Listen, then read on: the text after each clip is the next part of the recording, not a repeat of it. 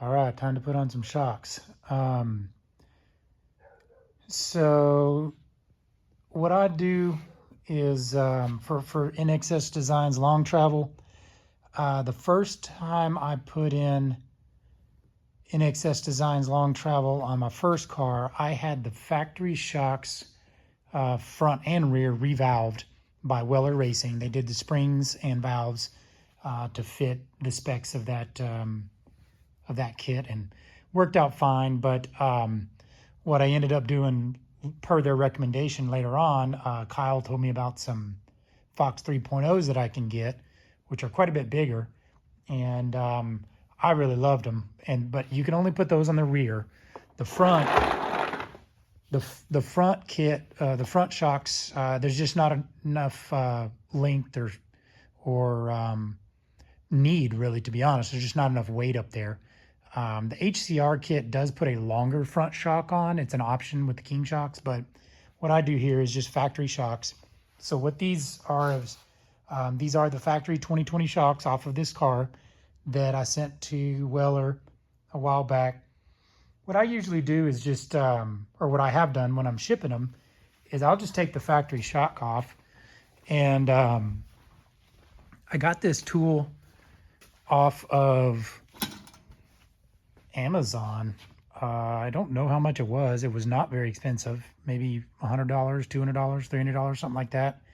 And you put the shock body down here in the bottom, and you close this little clamp, and then you use these to close up around the spring, and then you turn that wheel, and it compresses it. It closes the springs for you. So that's really handy to have. So what I do is I just took the factory shock, put it in there, removed the factory spring, and I shipped Weller just the shock body. It's it's cheaper because it's not as much weight. There's no need for them to have the spring. So they did the valving, and then they sent them back. Actually, I was happened to be there, so I picked these up while I was there. But there you go. So fronts will just bolt right up. I'll use the factory hardware on top. And actually, I will mention the lower bolts for Matt Ling's kit here from NXS Designs. I think this side will be easier to see. These tabs are wider. They're thicker. It's thicker material. On this aftermarket NXS Designs arm than it is on the factory one, and because of that, the factory bolt is barely long enough to grab a few threads, and I don't like that. So what I do for the lower bolts just on the front is I went to Home Depot and just got some others. I don't know, I'll show you. I got a M10 1.25 thread pitch, 60 millimeters. That's, I don't know, maybe a ½ inch longer than the factory bolt, and then a nut that matches that. So M10 metric, and then 1.25 thread pitch is that matches the factory threads. So doesn't really matter if you're replacing the nut and the bolt. I got some washers there as well, but if you're not, then you can still use the factory nut on that bolt as long as it's a 1.25 thread pitch. So that's the front. I'll bolt one up here in a minute. So for the rear, what I've done is I've had my Fox 3.0s on back order like 3 months now. They're the same as what I've showed y'all before here on Brooklyn's car. Fox 3.0s with remote reservoirs, and then Weller does their valve and springs on them as well. I've had them on back order now for like 6 months. Weller sent me the springs several months ago, and I had them powder coated to match. So that's what's in those boxes. There's one taken out there that's already powder coated. I've had them on the shelf powder coated, ready to go, but I'm not going to wait anymore. So these are just the factory shocks that Weller went ahead and valved and put their spring kit on. So the springs don't match. I don't really care. It's just temporary, and it's silver, so I'll be able to either resell these or just use them on some other build in the future. But So it's going to be a factory RC2 shock with revalving to fit the NXS Designs long travel, but it's literally the last piece of the puzzle for this whole car. So I'm putting it together and we're going to go ride. Factory hardware, factory mounting points, the bolts and everything work just fine. If I remember correctly, I'm about to get started and I'll check that. It also is probably a good time to double check all your clicks. Your rebound setting is at the bottom, and then your high and low speed compression is at the top of your shocks. A little bit easier to get to them while they're here off the car. I generally set everything pretty soft because Little Sahara, Oklahoma is very choppy, especially on holiday weekends or any kind of busy weekends. The dunes are small. As far as like the area, the riding area is small. So like literally every square foot of that place gets traffic, and there's ruts and everything everywhere. So that's that. Also, I should mention the orientation of the shocks does matter. In the rear, I got my work boots on. Kind of funny. So the reservoirs point forward towards the front of the car. It's kind of weird, but I'll show y'all once you mount it up. But it's the same way the factory is.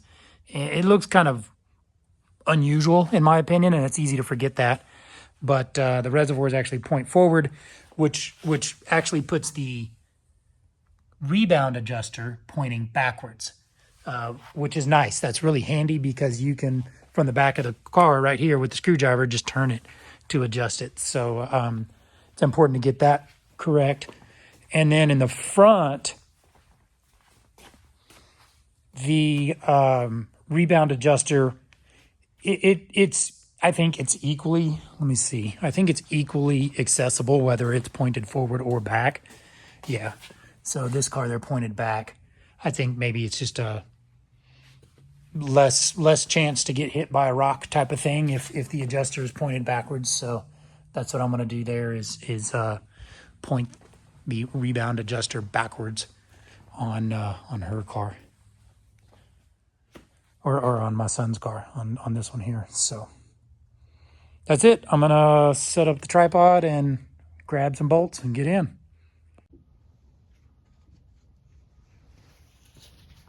All right, so the first thing I'm gonna do is just a flathead screwdriver to check my preload adjustment. I want it all the way out, which it is. And that's this adjuster down here at the bottom. It's just a screw with a flathead all the way out. I think there's like 26 clicks or something like that. And I think every click is like 1/8 of a turn, maybe 1/6 of a turn, something like that. So same thing, this is all the way out. The middle one is low speed compression.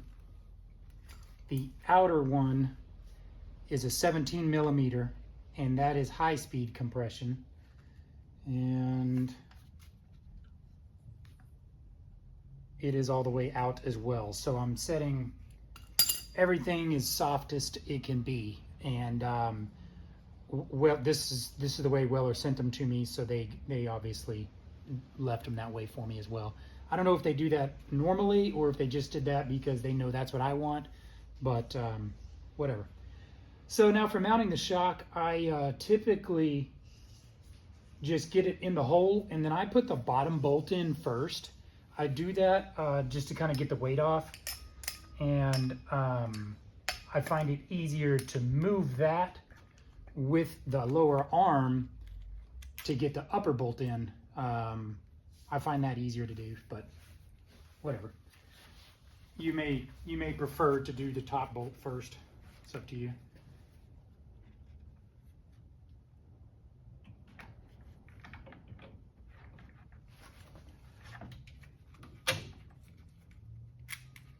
And I am using these aftermarket bolts, these Home Depot bolts that I showed you earlier for the bottom. So on the top, this piece of plastic, this plastic is slightly different for the 19 and up models. but it kind of overlaps the large part, but you can just pull it out. It's really not that big of a deal. It's a little bit in the way, but not too much. It's still easy enough to do. I kind of just pull the plastic up a little bit like this to slide this top bolt in. It's a factory bolt, and you just kind of pull the plastic out enough to reach in there and do it. So I'm gonna free up a hand.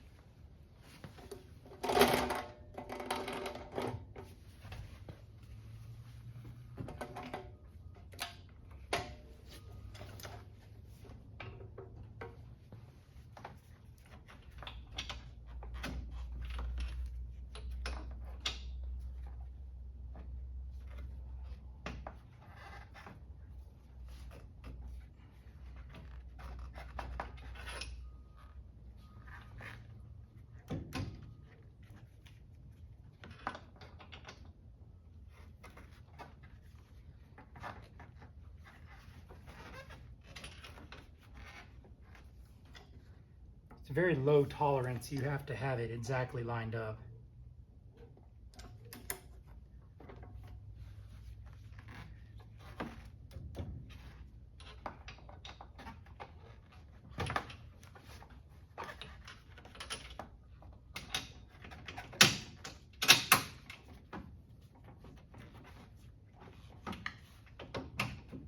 Okay.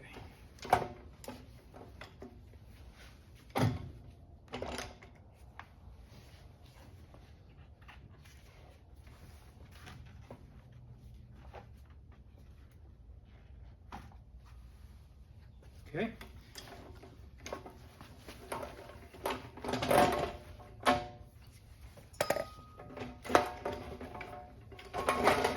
And it's pretty much the end of the travel. You know, the length of the shock is almost exactly the length of the mechanicals of the travel. The axle, the aeons, they all kind of stop at the same spot.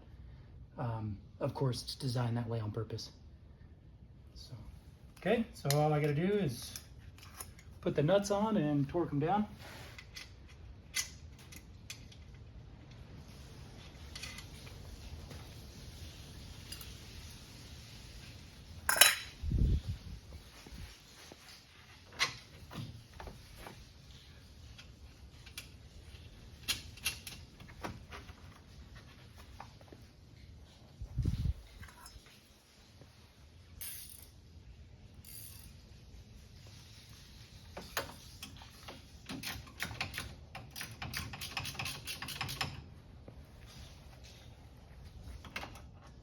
It's a 14 millimeter bolt and a 17 millimeter nut.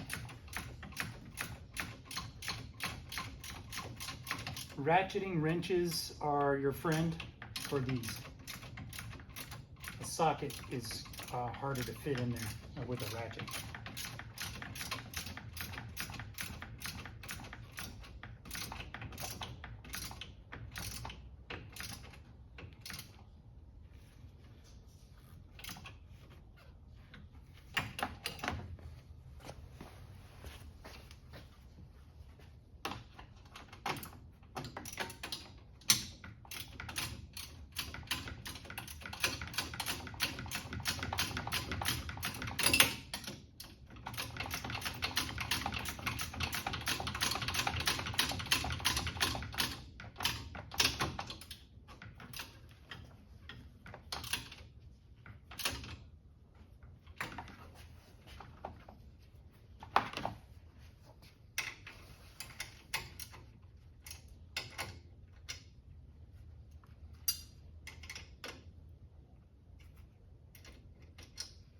Let's see, my bolts here are different. So this is a 17 millimeter head.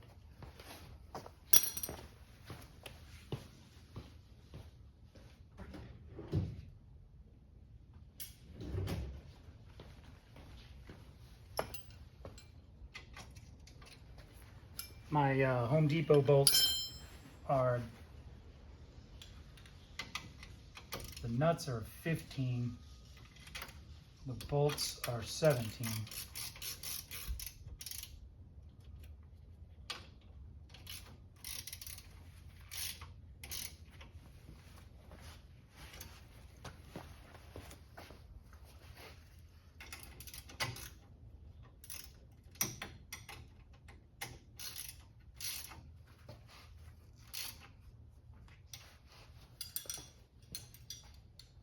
Now I'm going to get my torque wrench and the book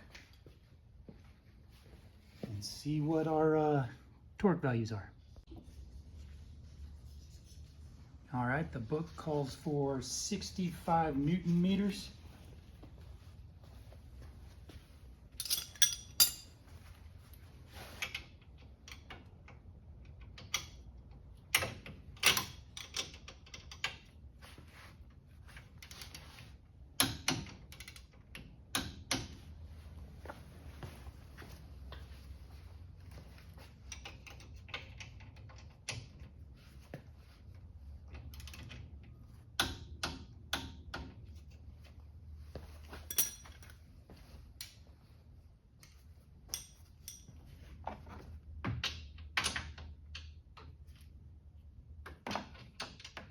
I gotta switch.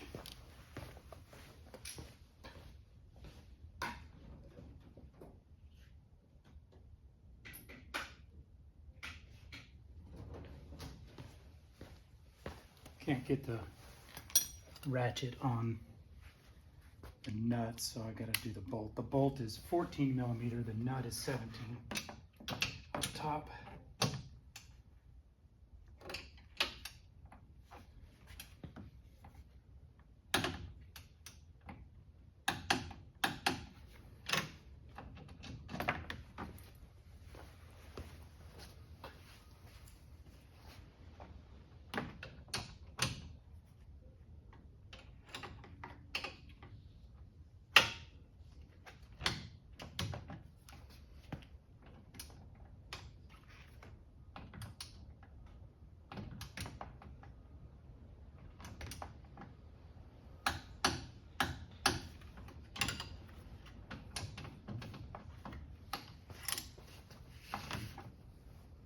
Wow, the front end is done.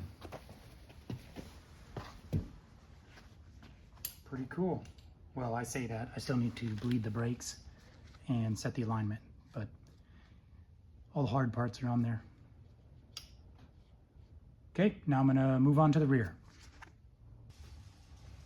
So in the rear, the hardware is bigger. It's 17 and 19 millimeter. And same thing, I kind of put the bottom one in first. There is not much movement in the suspension.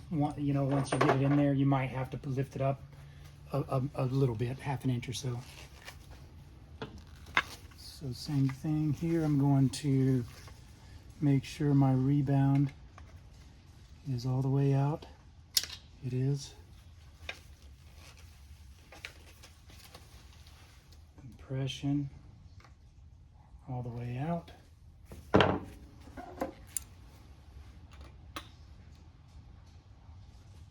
All the way out. Okay.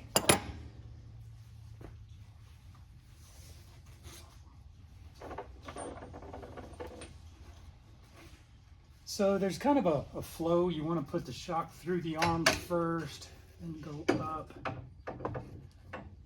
back around. It's kind of a thing.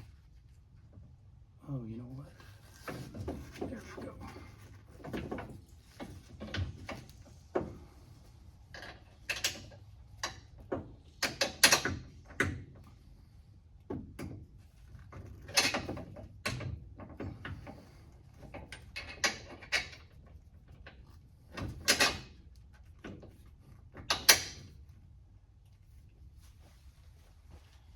Let me show you that.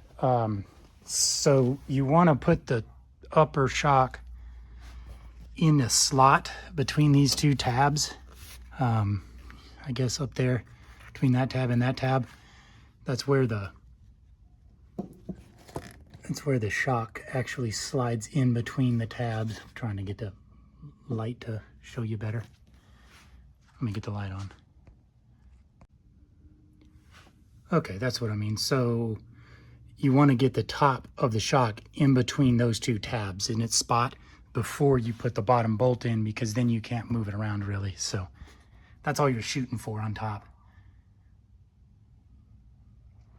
So now I'm just going to slide that bolt in.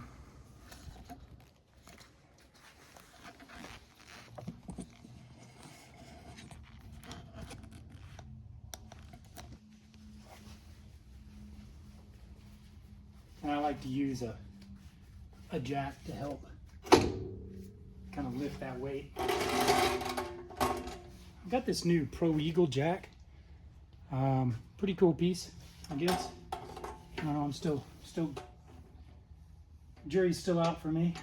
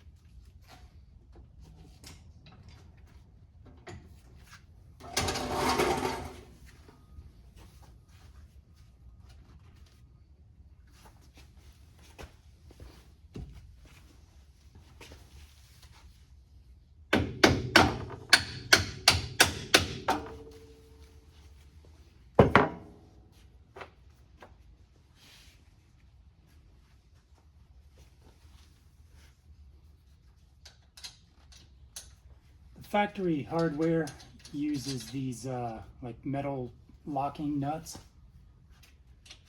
and so I've never put Loctite on shock bolts. I've never heard anybody recommend that you have to, so I'm not. 19mm nut, 17mm bolt.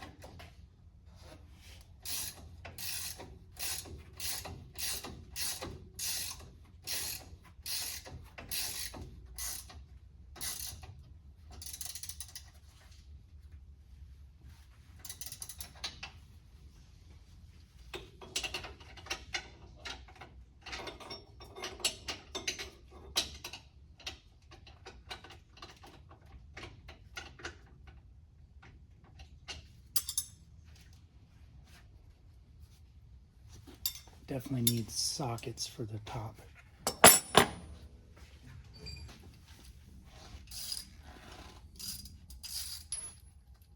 I'm using a deep socket on each side up here.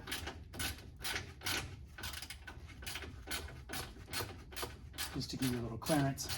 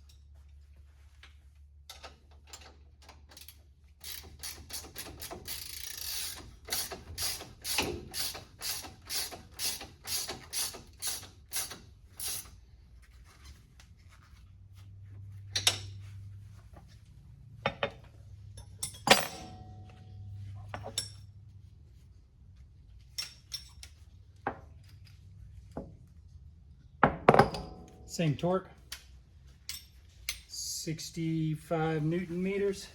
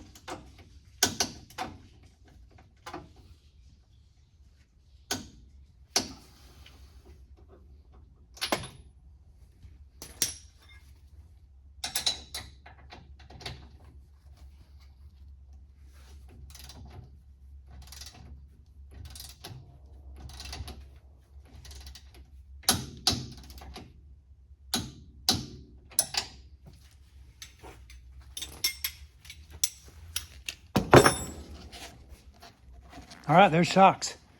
So like I say, these are temporary in the back. That's why the springs are silver. They don't match, but you know, it still looks good.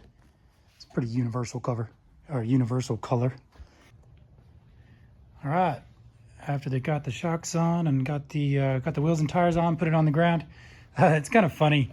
It's like they look like they're on tippy toes right when you set it down. So I kind of rolled it back and forth and put some weight on the front end and the back end, just so that it's kind of settled a little bit more. That's one thing that's interesting about suspension, is it needs to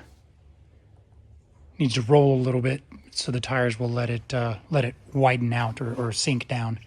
So anyways, one thing I did want to mention is when you have shocks built or freshened up or something like that, they normally put the bump stops higher up. And I wanted to mention this. So this little like rubber thing, it moves. It's kind of hard, but it moves up and down that shaft, and it's designed to be at the bottom. Whenever the shock fully compresses, it has that rubber bump stop to hit before, you know, the shock body hits the metal bottom, which it probably won't, because the spring will compress and the spring will collapse and bottom out before the shock bodies will hit. But my point is that these bump stops are always pushed up, and there's a reason for that. It's kind of a testing thing. You'll notice there, here, and there. It's because these shocks were all recently freshened up, so that one's not quite all the way up, but you see it's almost all the way up. So there's a reason for that, and that is because you want to see how much travel you're using. So if I go out there and ride here, these were just freshened up also, and have no rides on them yet. See how the bump stops are right here? They're, you know, they're not even a third of the way down the shaft. But these have not been freshened up recently, and you'll notice they're all the way at the bottom down here. So this is what you want. But there's a reason for that. The reason is, while the shock is working, compressing in your arms, that bump stop will go down and stop at the farthest place that shock has compressed.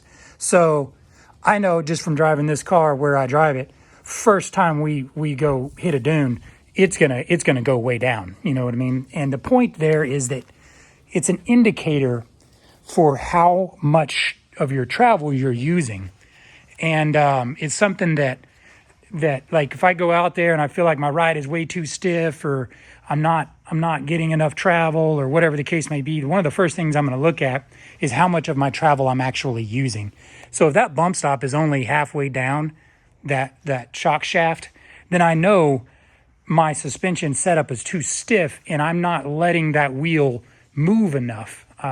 So kind of a shock tuning indicator or some advice there, because you actually want to bottom out every once in a while.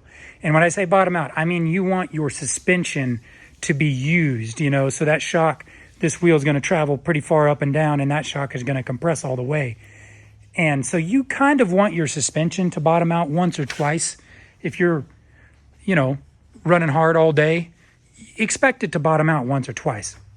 Now, that's a different bottom out than like scraping your belly pan or your skid plates. That's not what I'm talking about. I'm talking about suspension bottom out.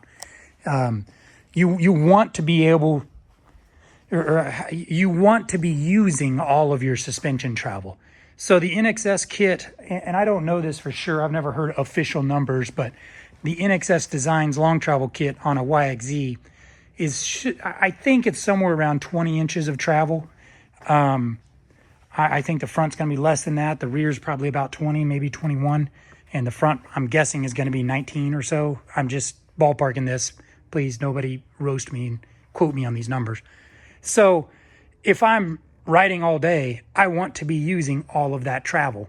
And if you bottom out every once in a while, like to take a hard hit or something, expect that. And that's okay. That's why you have bump stops, and that's why that's how you know you're using your whole travel. If you ride all day and you're only, you know, halfway of your travel, then either you're not riding hard enough or your shocks are too stiff, or you know, there's just other things that you should be doing to get the comfort level for your level of aggressive riding. So if you casually ride and you don't ride aggressive, that's great. You should have really soft setup, and it should be very comfortable for you doing that. But anyways, I just wanted to, I noticed that after I bolted these up, and I wanted to point that out. So that's it for shocks. I am going to take this thing around the block. The battery's dead, so I'm charging it because, you know, it's been sitting here for months and never been turned on. I'm going to take this thing around the block and give it just kind of a quick little run around, and then I might actually take it to the dunes this weekend and do a shakedown. Be fun. Thanks for watching. Like and subscribe.